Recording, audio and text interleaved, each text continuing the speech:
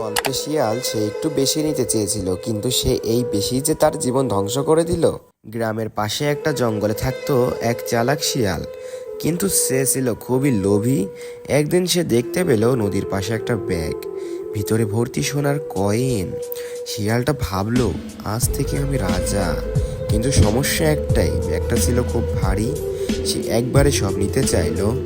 তখনই একটা খরগোশ এসে বলল, অল্প নিয়ে যাও, না হলে বিপদ হবে। শিয়াল হেসে বলল, হা হা হা, সব আমার, কেউ আটকাতে পারবে না। সে ব্যাগ কাঁধে নিয়ে নদী পার হতে গেল।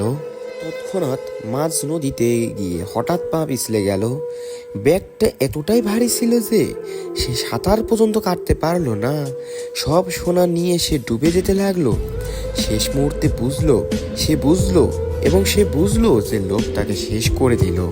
খরগোশ দূর থেকে তাকিয়ে বলল, যে সব নিতে চাই সেই সব শেষে কিছু পায় না। আর বাচ্চারা, এই গল্প থেকে আমরা কি শিখতে পারি জানো? লোভ মানুষকে অন্ধ করে দেয়। তুমি কি এমন ভুল কখনো করেছো? কমেন্টে জানাও। আর এমন ভিডিও পেতে ভিডিওতে লাইক আর চ্যানেলকে সাবস্ক্রাইব করে থাকো।